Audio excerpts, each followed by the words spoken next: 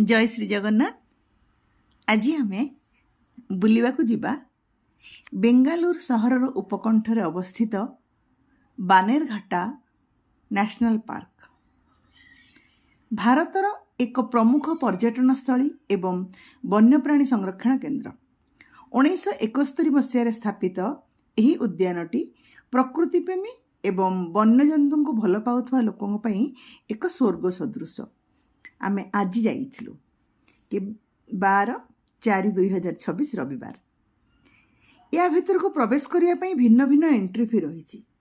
Ticket booking भिड़रू रक्षा पाइबा पई पूर्वर online माध्यम टिकेट बुक करिया भल, जहाँ आमे करिक रखिथिलु। विशेषकर शनिवार और रविवार दिन प्रबल भिड़ थाए, किंतु जेहेतु से दिन छुट्टी दिन आमे से दिन ही जाइथिलु। जंगल किंबा सफारी परिसर भितर जंतु मान को खाद्य देवा संपूर्ण निषेध। प्लास्टिक व्यवहार करंतु नहीं एवं अलिया एणे तेणे फिंगंतु नहीं।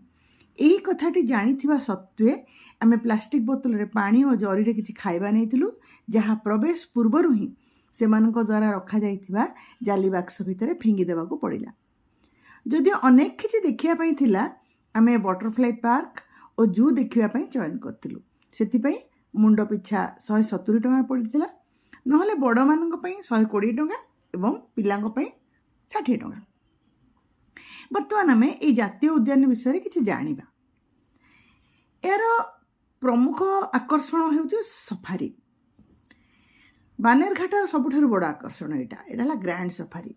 पर्यटक माने सुरक्षित भाव में बस भितर बसी जंगल भितर बुलुथुवा, प्राकृतिक परिवेश भितर जंगल भितर बुलुथुवा बाघ, सिंह एवं भालू मानू अति निकटरू देखिपारती। यह व्यतीत सफारी रे हाथी एवं विभिन्न प्रकार हरिण मध्य देखिबाकू मिले। आउ एक आकर्षण है बटरफ्लाई पार्क बा प्रजापति उद्यान। भारतर प्रथम प्रजापति उद्यान एठारे प्रतिष्ठा करा जायथिला। प्राय 7.5 एकर परिमित जमी रे व्याप्त यही उद्यान रे एक विशाल गंबुज आकृतिर संरक्षण केन्द्र रही, जोठारे अति सुंदर और विरल प्रजापति मानक सेमानक प्राकृतिक परिवेश देखा मिले। यह सहित एक प्रजापति संग्रहालय मध्य रही।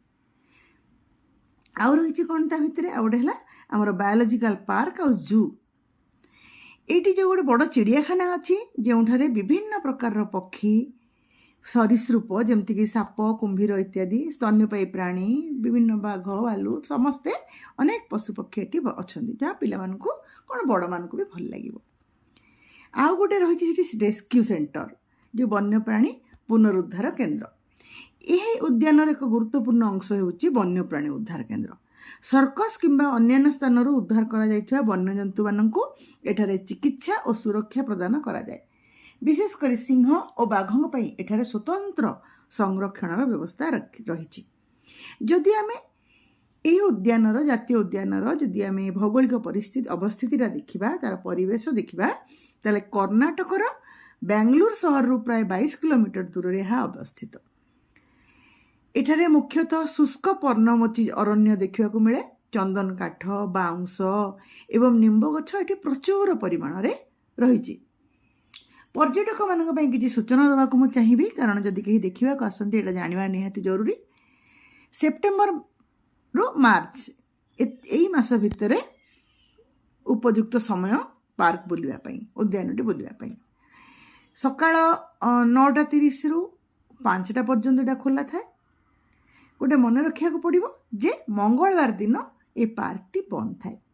ता भितरे आमर खाइबा पीवा व्यवस्था मध्य रही, पानी रही, सब प्रकार सुविधा रही। आउ गोटे कथा है, जदि आपण प्रकृतिर शांत कोल रे वन्यजंतु जीवनशैली को उपभोग करने चाहती, तेबे बानेरघाटा जातीय उद्यान निश्चित भाव एक भ्रमणयोग्य सुंदर स्थान बोली मु कहिबी। धन्यवाद।